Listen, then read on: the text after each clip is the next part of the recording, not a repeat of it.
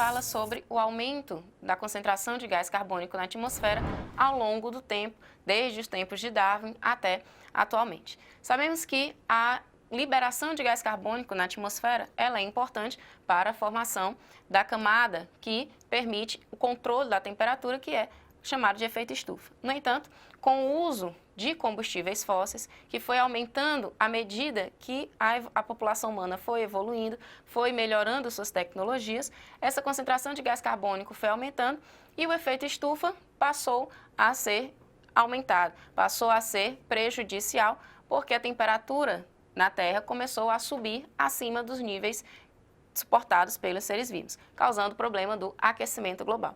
Esse aumento do gás carbônico, devido ao uso de combustíveis fósseis, se deve ao uso do carvão mineral, dos derivados do petróleo e também do gás natural. Esses elementos foram produzidos há muitos anos, milhões de anos atrás, a partir da decomposição de seres vivos que viveram no passado e ficaram estocados nas rochas sedimentares que foram se formando ao longo do desenvolvimento do nosso planeta. Portanto, a questão ela tem como enunciado as grandes quantidades de carbono, às quais o texto se refere, que antes estavam estocadas na litosfera, estão sendo liberadas para a atmosfera por meio do uso dos combustíveis fósseis, letra C. Resposta correta da questão, letra C. Olá, querido aluno, olá, querida aluna. Diante das ações do homem, a natureza ela sofre um pouco com o desequilíbrio que essas ações tornam na natureza. Diante disso, um dos grandes desastres ambientais que o Brasil já sofreu foi com respeito a uma mineradora de Samarco na cidade de Mariana. Bom, com o desastre dessa mineradora, com o desastre ecológico que aconteceu, muitas espécies passaram a sair dos seus locais, dos seus habitats, e começaram a entrar em outros locais ou em outros habitats. Vamos comentar juntos um pouco sobre essa questão? Acompanha comigo. O rompimento da barragem da mineradora Samarco, em Mariana, Minas Gerais, pode ser um dos fatores que levaram ao surto de febre amarela pela região sudeste do Brasil. De acordo com biólogos da Fiocruz, alguns casos de contágio de febre amarela foram registrados nas mesmas áreas do desastre ambiental. Foram encontrados macacos mortos na região próxima à cidade de Colatina, no Espírito Santo, também afetada pela barragem de Mariana. Os episódios deste ano se assemelham ao surto de 2009, no Rio Grande do Sul. Ambos são de febre amarela silvestre, cujo ciclo se mantém na floresta. Olha comigo o comando da questão. Com base no texto, o surto de febre amarela nas cidades citadas foi causado possivelmente devido. Tente fazer um quadro mental junto comigo. Você tem aqueles animais próprios do ambiente silvestre e aí acontece esse grande desastre nessa barragem e todos aqueles coitados dos animais perdem os seus habitats. E aí, eles continuam vivos, precisam agora ir para um outro habitat, precisam fazer uma migração para outro canto. E junto com esses animais, que podem ser vetores, aqueles agentes etiológicos também vêm juntos com eles. Olha só o item A.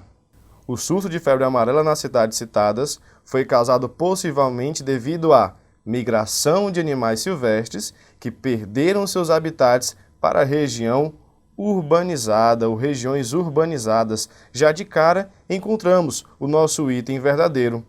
Algumas outras alternativas falam sobre a questão de resíduos, mas esses rejeitos ou resíduos que vieram devido ao desastre, eles são rejeitos químicos e não biológicos. Olha só comigo, item B.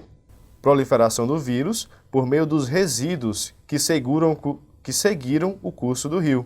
Esses resíduos químicos, eles não servem como vetores. Infecções de pessoas que foram à floresta estudar os danos ambientais. Opa, foram à floresta? Só o fato de ir à floresta não garante que essas pessoas terão febre amarela. Além do que no texto fala que o surto de febre amarela foi em regiões urbanas. No item D, fala que a poluição de uma parte do rio com os resíduos biológicos tóxicos. Opa, na verdade a doença é uma doença viral. E o item E fala que a migração das pessoas para locais próximos às florestas. Mas professor, locais próximos à floresta sofreram com esse desastre ambiental. Então essas pessoas não migraram para esse local. Ficou fácil encontrarmos o item A, que é o gabarito, que é a alternativa correta. A questão fala sobre técnicas de clonagem. Ela diferencia duas técnicas que são utilizadas para fazer a clonagem. Uma mais antiga, onde são utilizadas células embrionárias, e outra mais recente, onde são utilizadas células somáticas. Nessa técnica mais recente, o núcleo de uma célula somática é extraído e injetado em um ovócito secundário anucleado. Dessa forma, o clone vai ser formado a partir do desenvolvimento desse núcleo de uma célula somática. A questão pergunta: a recente técnica empregada pelos cientistas se diferencia da primeira clonagem de macaco realizada anteriormente ao empregar células somáticas especializadas como fonte do material genético? Alternativa D. Resposta correta da questão, letra D. Olá, querido aluno! Olá, querida aluna! Você, assim como eu, também gosta de séries médicas? Também gosta de desvendar alguns mistérios na saúde do corpo humano?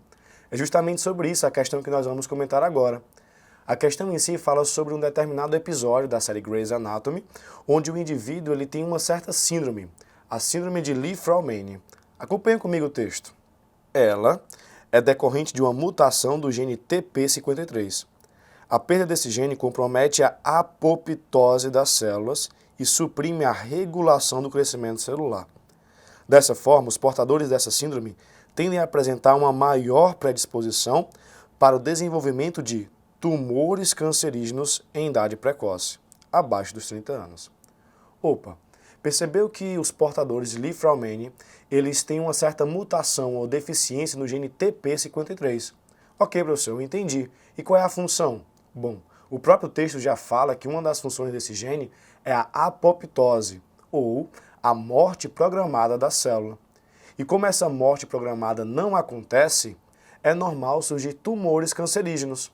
Ora, como não vai ter aquele regulador de células cancerígenas, elas vão estar sempre se duplicando, transformando em tumores. Lembrando disso, vamos ao comando? Os portadores da síndrome citada apresentam em comum: olha o item A, baixa taxa de metástase. Mas, professor, o que é a metástase? Células que estão constantemente em metástase, elas estão sempre prontas para se duplicarem. Mas a gente viu no texto que essas pessoas têm uma tendência muito maior a desenvolver tumores, ou seja, as células estão sempre prontas a se duplicarem. E o item fala sobre baixa taxa.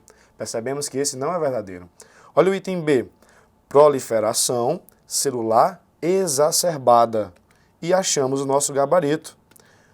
A célula vai estar constantemente em metástase, vai estar constantemente se multiplicando, e é justamente isso que a palavra exacerbada significa. Esses tumores vêm porque o gene não está fazendo o seu papel, que no caso é a apoptose. Achamos o gabarito, item B. Mas as outras alternativas? Item C, taxa metabólica celular reduzida. Bom, a questão em si não fala sobre a taxa metabólica, podemos descartar o item C. O item D fala sobre uma ausência do aparecimento de neoplasias. Mas, professor, neoplasias é o mesmo significado de câncer ou de células cancerígenas, e não a ausência de neoplasias, e sim a presença de neoplasias ou a presença de células cancerígenas. E o item E, índice regular de contágio da doença entre organismos. Opa, se uma doença está no meu gene, sou eu quem porta a doença e eu não transmito para outras pessoas, a não ser que seja por via hereditária e não por transmissão de pessoa ou de organismo para organismo. Mais uma vez, o item B, o nosso gabarito, a proliferação celular exacerbada. Foi um prazer estarmos juntos nessa questão. Olá, querido aluno! Olá, querida aluna! Que tal nós juntarmos um pouco de cinema e biologia? Sim, tudo a ver. A questão que nós vamos comentar agora fala sobre um filme onde o personagem ele se abriga ou ele se esconde numa parte bem gordurosa de um animal. Acompanha comigo o texto. Em uma cena do filme Star Wars 5, O Império Contra-Ataca, o personagem Han Solo utiliza uma tática bastante incomum para salvar seu amigo Luke Skywalker, desacordado no planeta extremamente gelado, Hoth. Com a ajuda de um sabre de luz, Han faz um corte expressivo na região da barriga de um animal denominado tauntaun, expondo uma grande quantidade de gordura que envolve Loki, salvando a vida deste. Tenta fazer um quadro mental comigo. Um personagem cortando a barriga de um outro animal e outra pessoa se escondendo nesse tecido adiposo, nessa gordura. Por que será que ele fez isso? Olha o comando. Um dos motivos de Han Solo ter conseguido salvar seu amigo foi a capacidade que o tecido adiposo tem de, item A, produzir hormônios específicos denominados esteroides. Opa, os esteroides realmente têm como origem o tecido adiposo, porém, não foi por isso que seu amigo conseguiu se salvar do frio. Olha o item B, dificultar trocas de calor entre o corpo humano e o ambiente. E já encontramos a nossa alternativa correta, o item B. O tecido adiposo ele serve como um selante térmico. Ele dificulta a troca de calor entre o meio fora do corpo e o meio dentro do corpo. Esse selante térmico fez com que o Luke Skywalker, esse personagem, conseguisse sobreviver ao ambiente frio. Quer dizer então, professor, que pessoas com um pouquinho mais de tecido adiposo suportam um pouco mais de frio? Exatamente isso, devido à propriedade que ele serve como selante térmico. Mas acompanhe comigo as outras alternativas. Possuir carboidratos de reserva? Não, carboidratos, nada disso. Armazenar lipídios saturados, sólidos à temperatura ambiente. Armazenar calor e moléculas de ATP. Opa, armazenar calor é uma coisa, mas dificultar a troca de calor é outra. O selante térmico ele não armazena, ele apenas forma uma barreira entre o meio externo e o meio interno. Interessante ver como até mesmo nos cinemas ou na prática, essa ciência, a biologia, ela tem uma praticidade. Nós conseguimos encontrar um ponto-chave na biologia. Achar o gabarito dessa questão não foi difícil. Saber que as gorduras servem como um selante térmico é essencial. Até uma próxima questão. Olá, querido aluno, olá, querida aluna. Na questão que nós vamos tratar agora, fala sobre um método de perder peso. Afinal, os exercícios físicos é o principal método. Acompanhe comigo o texto. Na perda de peso pela queima de gordura, usam-se exercícios para fazer o metabolismo do organismo gastar mais calorias e, com isso, utilizar o estoque de combustível que está armazenado nos tecidos adiposos. Opa, eu sei que nessa questão vai tratar sobre tecido adiposo, lipídios, e eu preciso queimar esses lipídios, colocar para fora do meu organismo. Olha o comando da questão. A perda de peso é decorrente do catabolismo da biomassa e esta é convertida em item A, polissacarídeos armazenados no fígado. Opa, eu estou falando aqui de tecido adiposo, não é? Polissacarídeos é se eu estivesse falando sobre o glicogênio, sobre dar energia através da quebra de açúcares e não de gordura. Olha o item B, excretas nitrogenadas eliminadas pela urina. Bom, excretas nitrogenadas, ureia, isso não tem ligação nenhuma com o tecido adiposo, nem com reserva de energia. Olha o item C, calor. Opa, tem ligação com calor. Absorvido integralmente pelo organismo. Opa, mas quando eu pratico um exercício físico, é normal a gente transpirar, não é? Afinal, acontecem reações exotérmicas. Esse calor não vai ser absorvido pelo organismo, pelo contrário, vai ser expulso. É uma reação exotérmica. Olha o item D. Compostos inorgânicos liberados pelo organismo. E achamos o nosso gabarito. Esses compostos inorgânicos da queima de gordura, na verdade, são CO2, dióxido de carbono, e água. Por isso que a gente transpira tanto. E o CO2, ficamos ofegantes, não é? Liberamos na atmosfera. Quando queimamos esse tecido adiposo, quando queimamos esses lipídios, liberamos CO2, água e calor. Mas olha o item E, proteínas estruturais, utilizadas nos tecidos musculares. Se usasse essas proteínas estruturais, na verdade eu não ia perder peso, eu iria ganhar massa muscular. Afinal, as proteínas estruturais são os principais componentes dos músculos. Mais uma vez, o gabarito, o item D. Quando eu utilizo essa queima, eu formo compostos inorgânicos. Foi bom estarmos juntos e até uma próxima. Olá, aluno! Tudo bem? Vamos resolver uma questão agora que vai falar a respeito de empuxo, flutuação. Olha só, respeitando a regra de segurança, a massa máxima que essa embarcação suporta é de... E aí aqui o texto trouxe pra gente que um grupo constrói um barco ecológico com garrafas PET para tirar lixo do mar. E traz aqui algumas regras de segurança para essa embarcação. É a partir dos dados que aparecem nessa parte que nós vamos fazer o nosso cálculo. Primeira coisa que nós precisamos fazer é converter a densidade de quilograma por metro cúbico para quilograma por litro. Ora, a questão trouxe lá um dado de que são 1000 quilogramas por metro cúbico. Nós queremos transformar em litro, mas 1 metro cúbico são 1000 litros. Então, nós vamos ter 1000 quilogramas dividido por 1000 litros. E nós vamos encontrar aqui uma densidade de 1 quilograma por litro. Agora, nós vamos, para essa embarcação flutuar, o empuxo tem que ser igual ao peso total. Então, empuxo é igual ao peso da embarcação. Empuxo é devagar, D da densidade, V do volume deslocado e G da gravidade. E o peso é massa vezes a gravidade. Como nós temos gravidade nos dois membros, ela vai embora. Nós vamos ter aqui que a densidade, que é 1, vezes 80%, que é a regra de segurança que a questão estipulou, vezes 2, vezes 820. Isso é igual à massa que eu estou querendo encontrar. Realizando os cálculos, eu vou encontrar aqui uma massa que é de 1.312 quilogramas, conforme descrito no item C. Então é isso. O gabarito é C. Obrigado pela tua atenção e até a próxima. Olá, aluno! Tudo bem? Vamos agora responder uma questão que vai falar a respeito de lançamento horizontal. Olha só. No instante imediatamente anterior à colisão com a parte mais baixa da via, a componente vertical da velocidade desse veículo em metro por segundo foi de... Vamos entender o que é que a questão está pedindo. A questão falou que tinha um veículo que estava a 54 km por hora. Nesse local a aceleração da gravidade é 10 metros por segundo e o viaduto cedeu. Olha só, tem aqui a parte mais alta.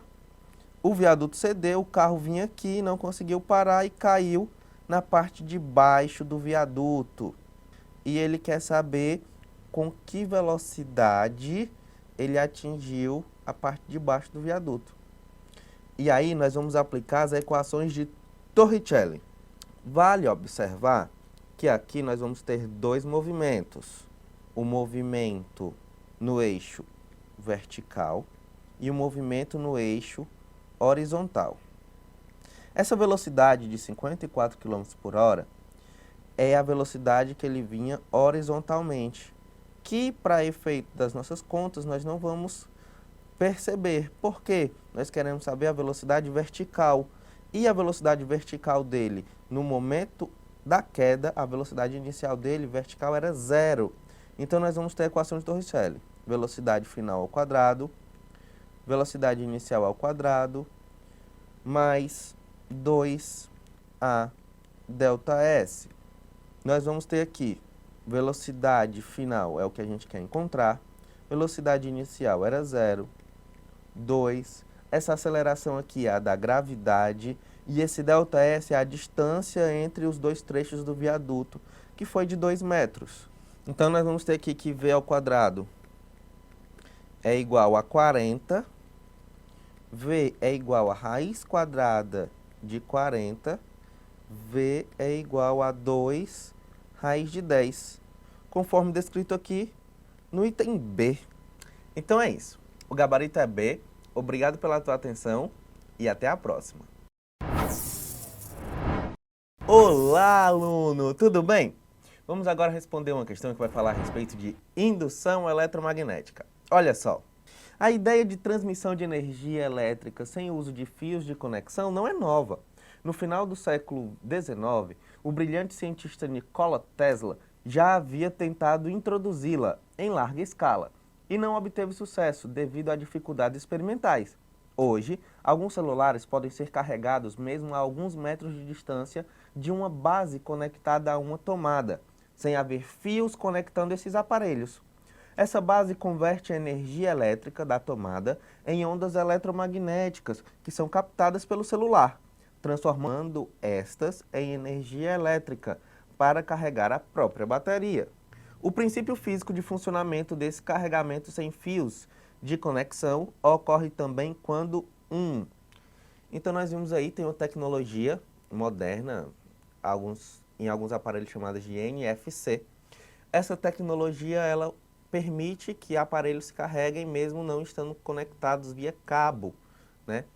Essa troca de energia à distância acontece por conta do mesmo princípio lá das bobinas de Tesla, indução eletromagnética. Vamos ver qual dos itens se encaixa também nesse princípio de indução eletromagnética. Olha só. A pilha acende uma lâmpada ao terem os terminais conectados um ao outro.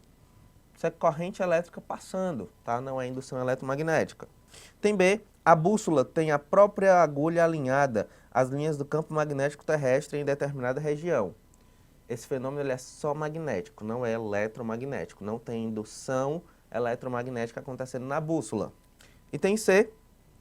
Corrente elétrica percorre os dois fios condutores longos e retilíneos paralelos um ao outro e eles se repelem. Nós temos aí um fenômeno puramente elétrico, nós temos correntes passando, então esses fios vai acontecer isso aí. Então também não é o item C. Item D. Transformador altera a tensão elétrica de uma tomada para um eletrodoméstico de tensão nominal diferente. Olha só o nosso campeão.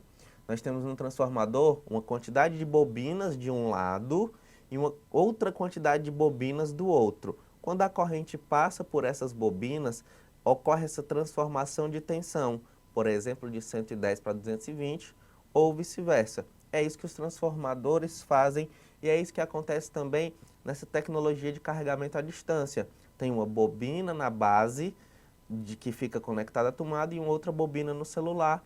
E acontece essa transformação dessas ondas eletromagnéticas de energia, tá bom? Então, nosso campeão é o item D. E o item E, o capacitor tem as placas carregadas positiva e negativamente no momento em que é ligado a uma bateria de tensão constante. Outro fenômeno elétrico, não é o que nós tratamos aqui. Então é isso. O gabarito é D. Obrigado pela tua atenção e até a próxima. Olá, aluno, tudo bem? Vamos agora resolver uma questão que vai falar sobre potência e energia. Acompanhe o enunciado comigo. A geração de energia elétrica no país é realizada primordialmente por usinas hidrelétricas.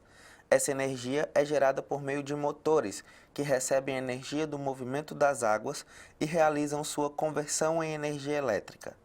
Uma região rural é abastecida com energia elétrica por 50 transformadores, cuja tensão é de 13.200 volts cada, e a corrente de transmissão recebida pelo transformador é de 5 amperes.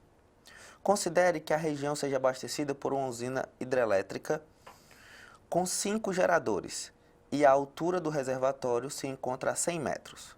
Qual a vazão da água que passa pelos geradores e permite o abastecimento? Primeira coisa que a gente vai fazer é calcular a potência para cada transformador desse. Potência é U vezes I, então a potência vai ser 13.200 vezes a corrente que é de 5, então nós teremos uma potência aqui de 66.000 watts.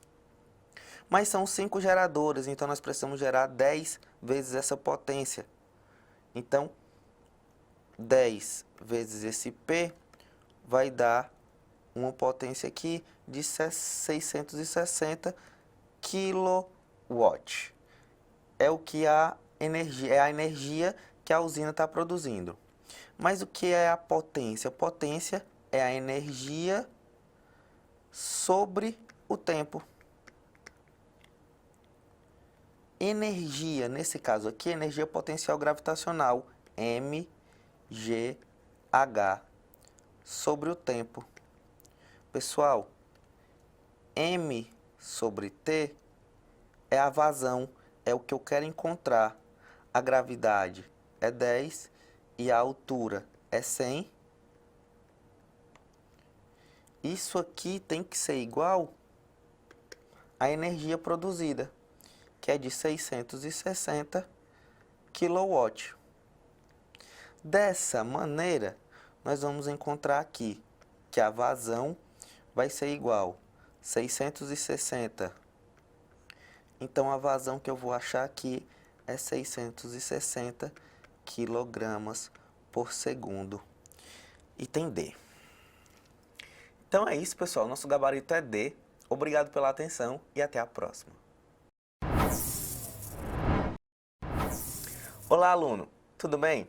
Vamos resolver agora uma questão que vai falar a respeito de ondulatória, de frequência. Acompanhe a leitura comigo.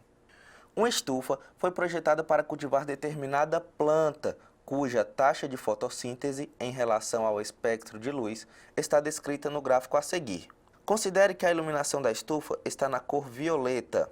Desejando aumentar a eficiência da estufa, a frequência da luz emitida foi modificada para a frequência de maior eficiência da fotossíntese. Qual a relação entre a nova frequência F' e a frequência inicial F emitida pela estufa? E aí a gente olha aqui, nós temos que ele quer aumentar a eficiência da fotossíntese para a maior possível. Onde é a maior possível? É aqui no vermelho. A fotossíntese dispara aqui no vermelho. Então, nós estávamos na cor violeta e vamos colocar no vermelho. Lembrando lá, nós temos que V é igual a lambda vezes F. Então, o comprimento de onda e a frequência são grandezas inversamente proporcionais.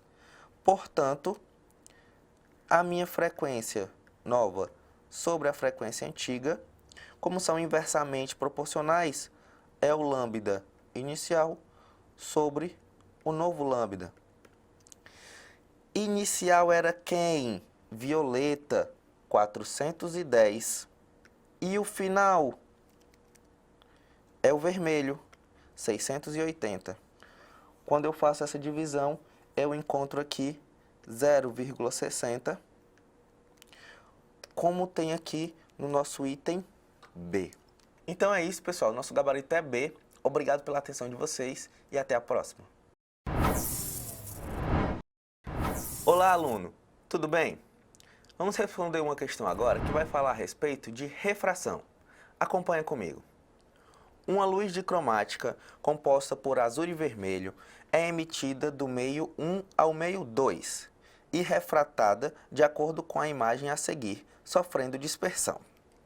Considere que no meio 2, o comprimento de onda da luz azul é de 420 nanômetros e o da luz vermelha é de 620 nanômetros.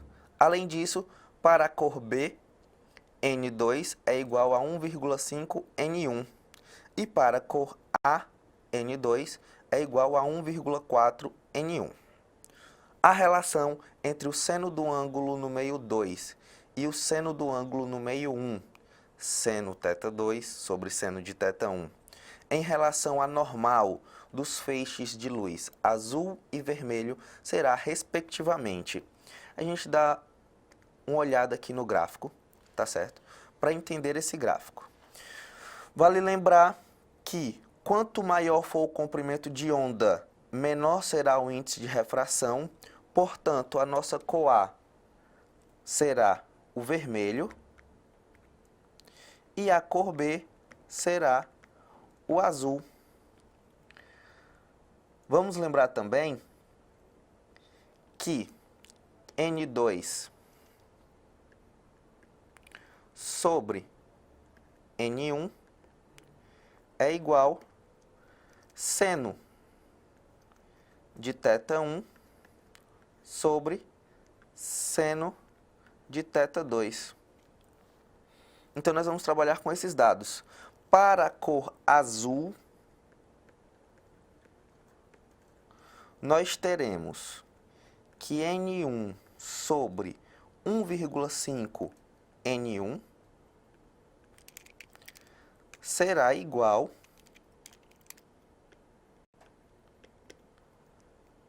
ao seno de θ2 sobre o seno de θ1, que é o que a questão está pedindo para a gente encontrar, certo? Dessa forma, nós teremos 1 sobre 1,5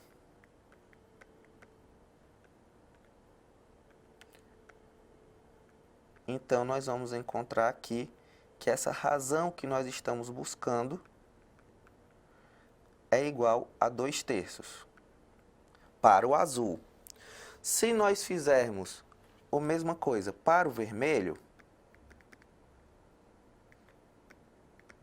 nós vamos encontrar que a razão entre o seno do θ2 e o seno do θ1, que são os ângulos que eu estou procurando, vai ser 1 sobre 1,4,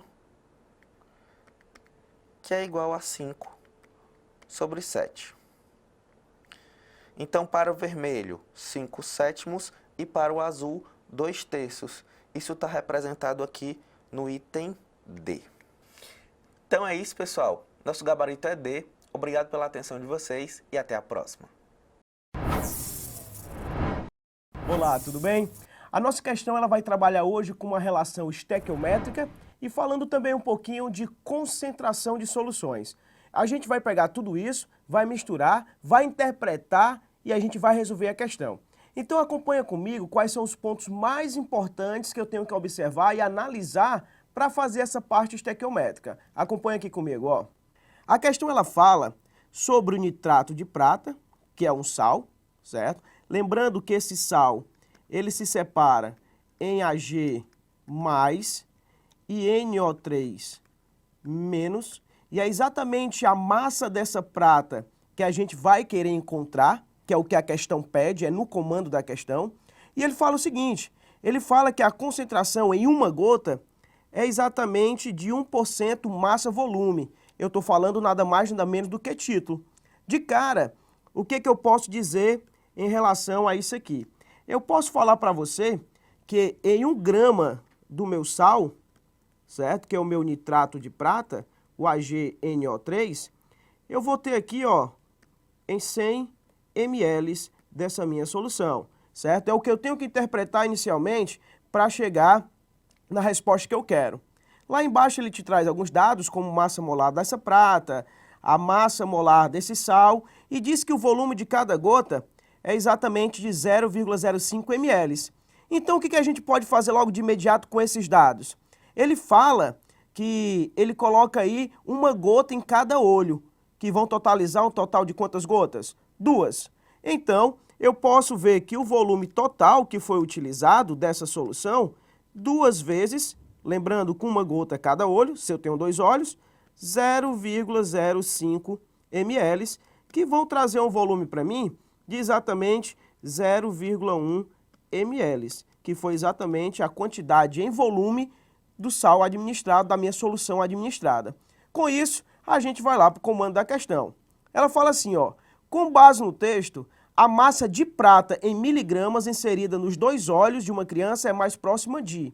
Então, o que a gente pode fazer? De imediato, eu não posso utilizar e encontrar logo a massa de prata, porque eu ainda não tenho nem a massa do nitrato que foi utilizado.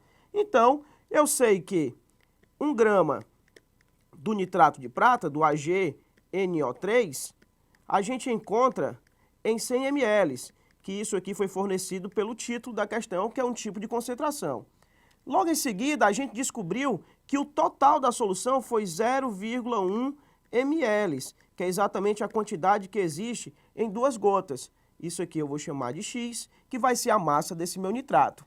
E essa massa, fazendo aqui os nossos cálculos, a nossa regrinha de 3, vai dar uma massa de 1 vezes 10 a menos 3 gramas de nitrato de prata. Tá aqui o meu sal. Mas, professor, Não é isso que ele pede para mim. Ele pede o quê? A massa de prata. E nós vimos anteriormente que essa relação é de 1 para 1. E se eu trabalho com massa, o que eu vou fazer? Eu digo que 1 mol de AgNO3 está para 1 mol de prata. Se eu tenho massas molares e eu tenho a massa em questão, a minha questão foi embora, ela acabou. Para 1 mol de nitrato, a questão diz para mim que eu tenho 170 gramas. E de prata, para 1 mol, eu tenho aqui 108 gramas. Só que a quantidade da solução administrada, 1 vezes 10 a menos 3 gramas. Que aqui eu vou chamar de um certo epsilon, que o T está ali. Lembrando aqui o nosso menos 3. Fazendo a regrinha de 3, o que a gente vai encontrar? Que o Y vai ser igual a 0,63 vezes 10 a menos 3 gramas. Ah, professor, mas não tem gabarito aí com esse valor. Não tem porque ele pede aqui, ó, em miligrama. Basta voltar às casas decimais, que vai me dar aí exatamente uma massa de 0,6 aproximadamente miligramas, que é exatamente a massa de prata que foi utilizado aí nos olhos dessa criança. A alternativa correta da questão, item C. Então, através dos cálculos estequiométricos, entendendo as relações de concentração, a resposta correta da questão é o item C. Olá, tudo bem? A nossa questão ela vai falar sobre propriedades coligativas, certo? Vai falar sobre pressão de vapor. Né? Traz um gráficozinho para a gente analisar e a gente vai entender como é que funciona essa relação de pressão de vapor e em relação aos meus solutos.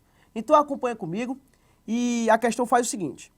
Com base na análise do gráfico, o solvente puro é representado pela curva. Ele traz curva 1, curva 2 e tal para a gente analisar, certo? Volta para cá.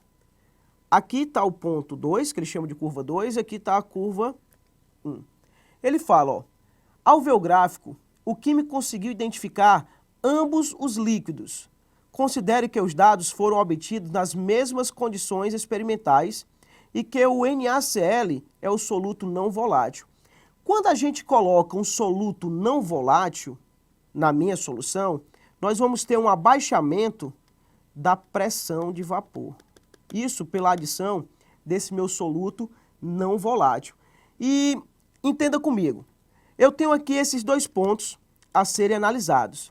E a questão, ele pede para mim analisar em relação ao solvente puro. Tá aqui, ele pede para a gente aqui, ó. Aí ele fala que o 2, certo? Que o 2 representa esse solvente puro. No caso, essa curvazinha bem aqui, ó, que ele está apontando para você. O que eu posso analisar em relação à escala de pressão? Que essa escala de pressão 2, ela é uma pressão de vapor maior do que a escala 1. Concorda comigo? O gráfico está demonstrando. Então, no item A, ele pede e fala, solvente puro é 2, pois ela apresenta maior temperatura em ponto crítico. O que é o ponto crítico? É o ponto onde eu tenho a passagem para o estado de vapor, certo? Será que ela tem o maior ponto crítico se for em 2?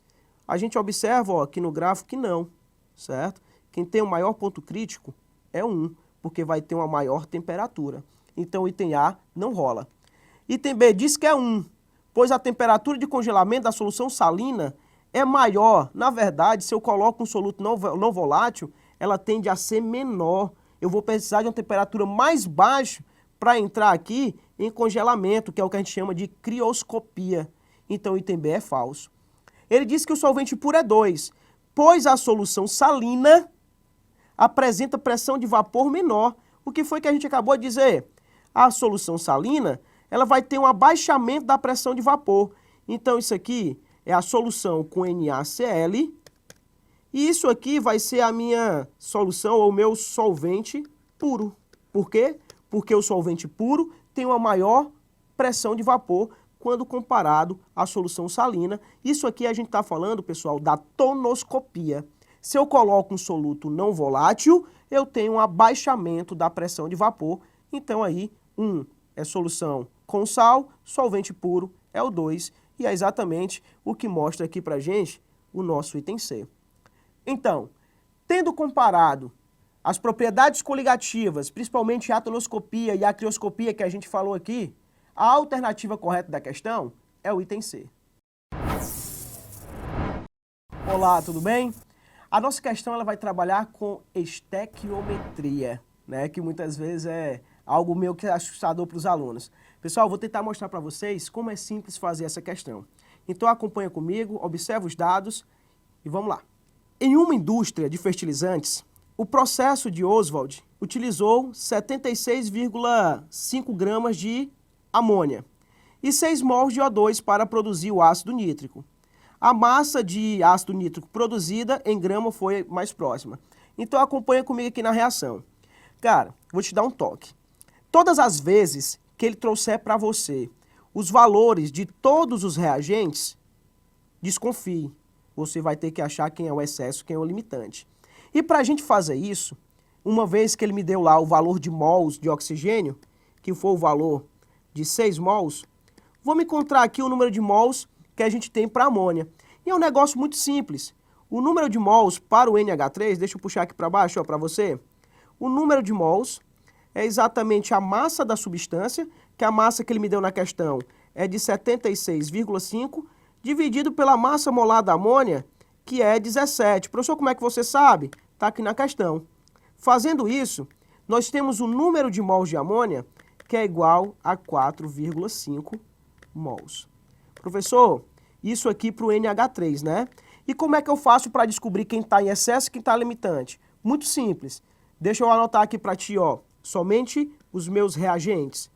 Eu tenho NH3 e tenho aqui o 2O2. Observa que eu tenho uma relação entre eles. Tu concorda comigo que a quantidade do oxigênio é o dobro da amônia? Então o que o cara fala para mim?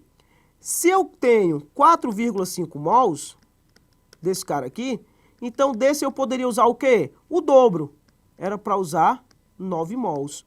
Só que a minha questão disse que eu utilizei apenas quantos? 6. Consequentemente, esse carinha aqui é o meu reagente limitante. Professor, me explica só mais uma vez por que ele é o limitante? Porque eu poderia usar 9 e usei só 6, usei uma quantidade inferior. E professor, por que eu preciso achar esse reagente limitante? Porque é ele que fornece para mim os valores reais para a minha estequiometria. E vai ser o oxigênio que eu vou analisar com o ácido nítrico para achar as quantidades. Então, para finalizar a nossa questão, a relação vai ser de 2O2, que está para HNO3. A relação de 2 mols para o quê? Ó, 1 mol. Como eu quero valores de massa, o que eu vou fazer? Vou colocar a massa desse ácido nítrico que eu tenho aí na minha questão, mas eu posso fazer relação também molar, né? 6 mols, que está para X. Fazendo essa matemática, que é uma matemática bem simples, X, ele diz que eu tenho 3 mols de ácido nítrico HNO3. Professor, ele quer a massa, mas ele quer a massa em gramas. Sem problema. Olha aqui o dado que ele trouxe para mim, ó. Ele diz que a massa do ácido nítrico é uma massa de 63 gramas por mol. A questão, ela acabou. Olha aí. Se eu sei que eu tenho um total de 3 mols, então, 1 mol de ácido nítrico, eu tenho 63 gramas. Mas como eu tenho 3 mols, basta multiplicar, vou chamar aqui de epsilon. Esse epsilon vai dar uma massa para mim de 189 gramas de quem, professor? De ácido nítrico. Através dos cálculos aí, ó, você já tem um gabarito, que é o item C. Então, tendo conhecimento das relações estequiométricas e fazendo os cálculos, a resposta da questão é o item C. Olá, tudo bem? A nossa questão ela vai falar sobre raio-x, corantes, testes, e a gente vai entender como é que funciona para chegar até o nosso gabarito. Acompanha o comando e vamos trabalhar. Olha aqui. No texto do que foi exposto lá, certo? No contexto geral, o uso do contraste de cara, o que eu tenho que analisar? Esse contraste ele é feito pela adição de metais pesados, certo? Em especial, o bário, certo? O iodo, certo? Posso colocar também o gandolínio, que é um exemplo, que é menos utilizado. Esses caras, eles são identificados por serem metais pesados. Professor, falei em contraste, lembrei desses metais e logo eu vou lembrar do raio-x, porque esses metais, eles bloqueiam os raios-x, fazendo com que eu possa ver o contraste e ver por onde o sangue ele vai passar, certo? Ele vai me dar cor. Então, de cara, já lembrei dessas pessoas aí, e vamos ver o que trata o nosso texto. O texto ele fala da técnica exatamente do raio-x, certo? Ele fala que o fluxo aqui embaixo, ó, o fluxo natural de sangue transporta o contraste, que é exatamente que ele bloqueia e dá a cor desse sangue, eu vou ver por onde o sangue está circulando, permitindo com que o radiologista obtenha uma série de imagens que mostra o suprimento de sangue de um órgão, se está indo menos, se está indo mais, se está oxigenando bem, se não está, certo? Assim, estreitamentos ou obstruções de artérias podem então ser identificadas. Bacana, né? Então, vamos lá para nossas alternativas. O item A, o que ele fala? Os sais de contraste emitem raios, na verdade não emitem, eles cancelam, certo? Eles travam, eles não permitem com que o raio-x passe. Otimizando a imagem, pelo contrário, né? B, os componentes que constituem o sangue possuem baixa densidade. Cara, um negócio muito bacana. Se os componentes, eles apresentam uma baixa densidade, eles não conseguem bloquear a passagem de raio-x. Então, é por isso que eu jogo o contraste nele. O raio-x ele consegue passar pelo sangue, devido exatamente à baixa densidade. Esse contraste é para neutralizar essa carência e me dar um exame, beleza, adequado, o item correto da questão, o item B. O item C fala assim, ó, as substâncias do contraste possuem baixa densidade e absorvem raio-x. Na verdade, não, eles travam o raio-x. D. A reação do contraste com os componentes do sangue permite a liberação de energia. Na verdade, eles não permitem a liberação, eles absorvem energia, né, devido a serem elementos pesados. Item E. A viscosidade do sangue aumenta e a velocidade dele diminui com o uso do contraste. A viscosidade, primeiro, diminui e a velocidade ela não vai ser alterada. Contraste não é aditivo para aumentar a circulação sanguínea, é apenas para dar cor. E aí o item E também é o item falso. Então, tendo conhecimento do que é o processo de contraste em relação ao raio-x, a alternativa correta da questão é o item B. Olá, tudo bem? A nossa questão ela vai falar um pouquinho sobre funções orgânicas e suas classificações, certo? A gente tem que entender essa classificação para que a gente possa interpretar o que a questão quer e marcar a alternativa correta. Então eu quero que você acompanhe comigo, veja o comando e a gente analisa o que o texto traz para a gente. Olha para cá. Ela fala assim, ó, com base nas informações contidas no texto, a estrutura da morfina é... Se você voltar um pouquinho, ele fala assim, ó, ele fala que a morfina é extraída, né, da flor, tal, enfim, né, 400 anos antes de Cristo. E a morfina é utilizada para aliviar dores. Isso aí, massa, é o que a gente conhece. Na química, ela é classificada como um alcaloide, beleza, pois é um composto orgânico que possui nitrogênio, certo? Pessoal, quando eu falo em alcaloide, é a mesma coisa de dizer que eu tenho características básicas, que é exatamente o que acontece aí com as funções nitrogenadas, em especial amina e amida. Dentro de um anel, ele fala que esse nitrogênio tem que estar dentro do anel, certo? Cíclico, lógico, fechado, e caracterizar uma amina terciária, ou seja, uma amina que vai vir ligada a 3 átomos de carbono. Ela é trissubstituída. Então, analisando as nossas alternativas, olha o item A, tá bem aqui o nitrogênio. Ele está no anel cíclico? Tá, mas ela está ligada apenas a 2 outros carbonos, o que torna aí essa minha amina uma amina não terciária, e sim uma amina secundária. O item A ele é falso. O item B, o mesmo motivo. Essa minha amina, ela vai ser uma amina o quê? Secundária, apenas 2 carbonos. Olha o item C para você não levar um escorregão. Isso aqui é uma amina terciária, mas lá no texto ele fala que tem que estar dentro do anel. Isso aqui está dentro do anel? Não. Ah, professor, não entendi ainda essa relação de terciária. 1 carbono, 2 carbonos, 3 carbonos, amina trissubstituída, amina terciária. Olha o item D. Esse item D, bem aqui, ó, olha o nitrogênio aqui dele, certo? Olha o nitrogênio. está ligada a um carbono bem aqui, a um carbono bem aqui e a outro carbono bem aqui. Ela é sim uma amina terciária, é trissubstituída. E verifica que ela está aqui, ó, dentro do anel. Então eu tenho um composto cíclico de uma amina terciária, que é exatamente o que o texto me pede. Está aqui no item D. Ah, professor, analise o item E, por favor. Ah, o item E é tranquilo, né? Olha para isso aqui, ligada apenas a um carbono, é uma amina primária, porque ela é monossubstituída, e ainda o detalhe, ela nem está dentro do anel, reforçando aí que o item correto da questão é o item D. Então, analisando as funções, tendo conhecimentos da química básica da orgânica, como classificação de carbonos e classificação de cadeias, a alternativa correta da questão é o item D. Olá, pessoal! Vamos agora resolver uma questão que vai tratar do assunto isomeria, mais especificamente isomeria óptica. Vamos ao enunciado. Um medicamento utilizado como antidepressivo, contra a obsessão e antibulímico apresenta como princípio ativo a substância fluoxetina, que apresenta a estrutura a seguir.